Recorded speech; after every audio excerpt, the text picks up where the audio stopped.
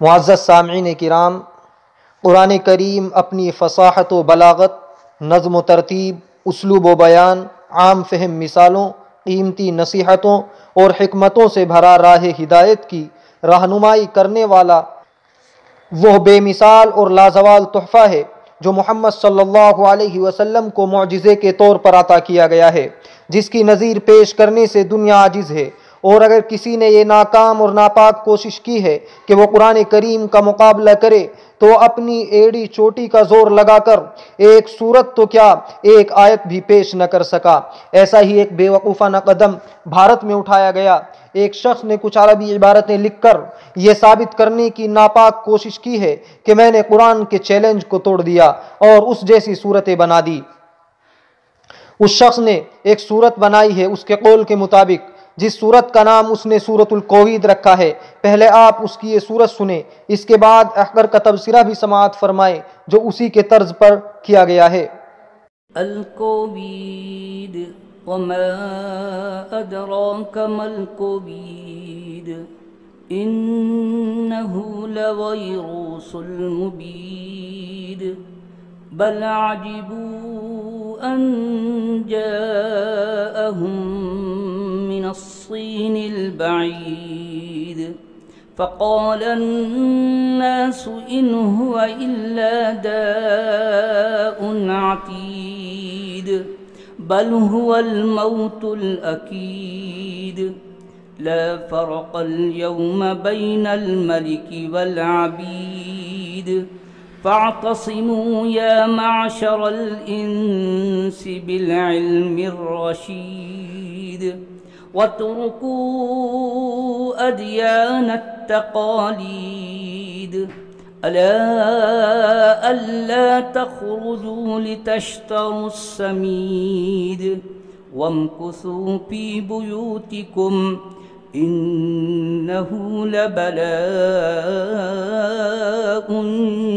شديد انتشار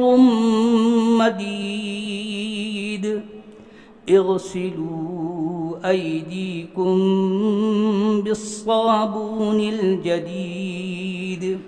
لتنجو من هذا المرض العنيد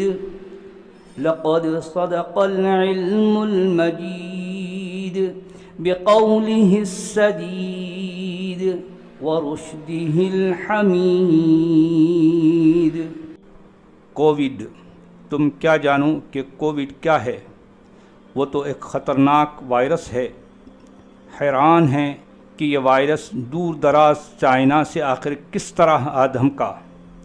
لوگوں نے کہا کہ وہ تو جان لیوا بیماری ہے، بلکہ موت کا یقینی سبب ہے۔ آج کسی عام آدمی اور کسی سربراہ مملکت میں کوئی فرق باقی نہ رہا۔ پس اے حاضر باشان انسانیت، سائنس و منطق کو مضبوط تھام لو اور کھوکھلے مذاہب کی پیروی کرنا چھوڑ دو۔ خبردار، فضول خریداری کی خاطر گھروں کے باہر نہ نکلا کرو۔ اپنے گھروں ہی میں رہو کہ یہ جا بجا پھیلنے والی ایک سخت گیر وبا ہے۔ اپنے ہاتھوں کو نئے دور کے صابن سے دھویا کرو تاکہ اس تکلیف دہ پیڑا سے چھٹکارا پا سکو۔ باعظمت سائنس ہی سچی ثابت ہوئی اپنے قول و قرار میں اور اپنی رہبری میں۔ یہ سننے کے بعد آپ بخوبی سمجھ گئے ہوں گے یہ شخص کیا ثابت کرنا چاہتا ہے۔ عاجز نے بھی جواب میں یہی طریقہ اپنایا ہے کہ عربی نثر کو سجع کی رعایت کے ساتھ، یعنی جملوں کے آخری حرفوں پر حرکت اور سکون کو ایک جیسا رکھنے کا خیال کیا ہے۔ اور یہ میں نے قرآن کی مشابہت کی ناکام کوشش نہیں کی، بلکہ اس کو ایسا ہی سمجھنا چاہیے جیسے بعض کتابوں کے مقدمات میں یا جمعے کے خطبات میں سجع کی رعایت کی جاتی ہے۔ جواب یہ ہے: واللہ قد خاب ذلك الانسان الخبیث العنید الذي ادعى الاتيان بمثل القرآن المجید ولن يأتي أحد بمثل هذا الفرقان الحمید لأنه كلام الله العليم الحكيم المبدئ المعيد ولم يتجرأ أكبر الفصحاء حسان وفرزدق ولبيد في هذا الأمر الذي من طاقة البشر خارج وبعيد ألا إنما ظهر في الهند مسيلمة الكذاب الجديد فإياكم وأقواله وأتباعه ولا تتبعوا ماذا يريد الذي ظل ويسعى الإضلال ومن الإسلام يحيد ويظن ذلك أنه هو الفصيح البليغ وله فهم حديد ولا يعلم حرف الفاء من الفصيح وليس له قول سديد وهو الذي يغسل يديه لينجو من الداء الشهير بالكوفيد ولم يغسل قلبه ولم يؤمن بالله لينجو من العذاب الشديد وهو يخاف من الفيروس الذي جاء من البعيد ولا يخشى من الذي هو أقرب إليه من حبل الوريد وانظروا إلى استعداد ذلك الملحد البليد أنه يضع بلا بغير محله ويغير البعيدة بالبعيد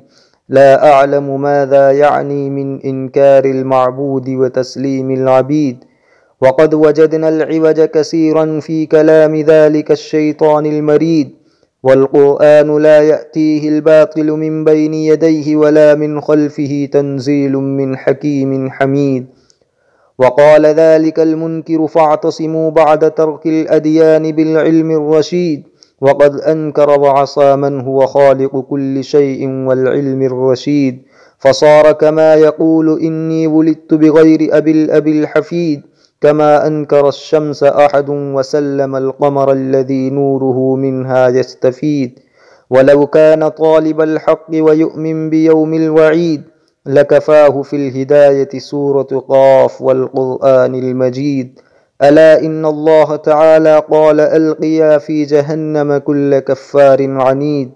اللهم اهده ووفق عامرا ماذا ترضى عنه وماذا تريد۔ اس کا مطلب یہ ہے کہ تاریخ کے تجربے کی روشنی میں خدا کی قسم کھا کر یہ کہا جا سکتا ہے کہ جس شخص نے بھی قرآن کریم کا مقابلہ کرنے کی کوشش کی تو ایسا خبیث اور ہٹ دھرم آدمی ہمیشہ ناکام و نامراد ہوا۔ جب ہم تاریخ کا مطالعہ کرتے ہیں تو اس طرح کا قدم اٹھانے والوں میں سب سے نمایاں نام مسیلمہ کذاب کا ملتا ہے کہ اس نے قرآن جیسی صورت بنانے کی ناکام کوشش کی۔ یہ شخص فصاحت و بلاغت کے اعلیٰ معیار پر سمجھا جاتا تھا، لیکن آپ اس کے اس کلام میں غور کریں تو آپ کو معلوم ہوگا کہ قرآن کریم کے مثل ہونا تو دور کی بات، قرآن کریم کے مقابل ہونا تو دور کی بات، بلکہ اس کا یہ کلام ایک مذاق بن کر رہ گیا۔ اس نے سورہ ذاریات کے مقابلے میں جملے پیش کیے والمبذرات بذرا والحاسدات حسدا والزاریات قمحا والطاحنات طحنا والعاجنات عجنا۔ ظاہر ہے کلام کسی بھی درجے میں قرآن کریم کے قریب نہیں ہے، اور ہرگز کوئی شخص اس فیصلہ کن اور قابل تعریف کتاب جیسی کوئی صورت تو دور کی بات ایک آیت بھی نہیں لا سکتا، اس لیے کہ یہ اس ذات خداوندی کا کلام ہے جو بہت جاننے والی، حکمت والی، جو مخلوق کو اولاً پیدا کرنے والی، موت کے بعد پھر دوبارہ حساب و کتاب کے لیے اٹھانے والی ہے۔ اس ذات اقدس کا یہ بابرکت کلام انسانیت کی ہدایت کے لیے آیا، لیکن کچھ عقل کے اندھے، دین کے باغی، خدا اور رسول کے دشمنوں نے اس کلام پر طرح طرح کے اعتراضات کیے اور کہا کہ اس کو تو محمد صلی اللہ علیہ وسلم اپنے پاس سے بناتے ہیں، خود گھڑ کر لوگوں سے کہہ دیتے ہیں کہ یہ اللہ کا کلام ہے۔ تو پھر قرآن کریم نے بڑے بڑے چیلنج دیے، 3 بالترتیب چیلنج کیے کہ اگر تم سچے ہو کہ انسان کا یہ کلام ہے، خدا کا کلام نہیں ہے، تو تم بھی تو انسان ہو اور عربی زبان میں بے مثال صلاحیت رکھتے ہو، اس جیسا قرآن بنا کر لے آؤ، اور اگر اس جیسا قرآن نہیں بنا سکتے، اپنی پوری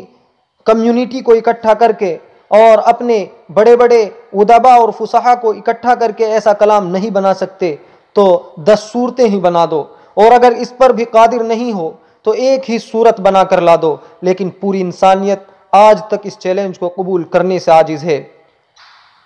عرب کے اس وقت کے بڑے بڑے فصحا، بلغا، ادیب، شاعر، مثلا وائل و صحباں، لبید، حسان و فرزدق، کسی نے اس انسانی قدرت سے باہر کام کی جرأت نہیں کی۔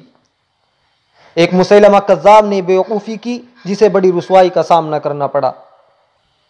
اور آج اسی لیے میں نے کہا کہ دیکھو بھارت میں ایک نیا مسیلمہ کذاب پیدا ہوا ہے جو اسلام کا دشمن، گمراہ ہے اور لوگوں کو گمراہ کرنے کی کوشش میں ہے، لہذا اس کی باتوں سے، اس کے ویڈیوز وغیرہ سے بچنا چاہیے۔ یہ شخص خود کو بڑا فصیح و بلیغ اور ذہین و فہیم سمجھتا ہے، حالانکہ اس کے کلام سے ظاہر ہے کہ فصیح کی فا سے بھی وہ واقف نہیں ہے۔ اس نے کورونا سے بچنے کے لیے لوگوں کو صابن سے ہاتھ دھونے کی ترغیب دلائی، یہ اچھی بات ہے، لیکن ایک دائمی اور سخت عذاب جو ملنے والا ہے عنقریب، اس سے بچنے کے لیے اپنے دل کو شرک و کفر سے پاک کر کے اللہ پر ایمان لانے کی بات بھی ہونی چاہیے۔ ایک وائرس کا تو اتنا خوف ہے کہ جس کو بتایا گیا دور دراز چین سے آیا ہے، لیکن جو ذات اس کی شہ رگ یعنی گردن کی رگ سے بھی زیادہ قریب ہے، اس کا کوئی خوف نہیں۔ آپ اس کے کلام میں غور کریں تو اس کی صلاحیت کا اندازہ ہوگا۔ اس نے لفظ بل کو بے موقع استعمال کیا ہے، اسی طرح جہاں لفظ بعید ہونا چاہیے تھا وہاں بعیدہ استعمال کیا ہے، اور شروع میں ہی وما ادراک کہہ کر اپنی کم علمی کا واضح ثبوت دیا ہے، کیونکہ یہ جملہ وہاں استعمال ہوتا ہے، اس چیز کے لیے استعمال ہوتا ہے جو آدمی کی سمجھ سے پرے ہو، اور حالانکہ جس چیز کے متعلق یہ بات کر رہا ہے وہ آدمی کی سمجھ سے پرے نہیں ہے۔ خلاصہ یہ کہ اس کا یہ کلام کجی سے بھرا ہوا ہے، حالانکہ قرآن کریم میں کسی طرح کی کوئی کجی نہیں، ذرہ برابر اس میں شک و شبے کی کوئی گنجائش نہیں۔ اس شخص کا یہ کہنا ہے کہ مذاہب کو چھوڑ کر سائنس کو مضبوطی سے پکڑ لو، حالانکہ اگر اس کو ذرا بھی عقل ہو تو اس ذات کو تسلیم کرنا چاہیے جس نے انسانوں کو یہ علم سکھایا، جس کا فرمان ہے علم الانسان ما لم یعلم۔ تو اس شخص کا سائنس کو ماننا اور سائنس کے خالق کو نہ ماننا ایسا ہی ہو گیا جیسے کوئی پوتا یہ کہے کہ میرا وجود میرے دادا کے بغیر ہو گیا ہے، یا کوئی یہ کہے کہ سورج کی روشنی کو تو نہیں مانتا، ہاں چاند کی روشنی ہی اصل ہے، حالانکہ چاند سورج ہی سے روشنی حاصل کرتا ہے۔ بہرحال اگر یہ شخص قرآن میں کجی نہ تلاش کرے اور حق کو پہچاننے کے لیے قرآن کا مطالعہ کرے تو جس صورت کے طرز پر اس نے اپنی صورت بنانے کی ناکام کوشش کی، یہی سورہ قاف اس کی ہدایت کے لیے کافی ہے۔ آخر میں دعا ہے کہ اللہ تعالیٰ اس کو ہدایت عطا فرمائے اور مجھے بھی شریعت کے مطابق رب کے پسندیدہ اعمال کی توفیق عطا فرمائے، آمین۔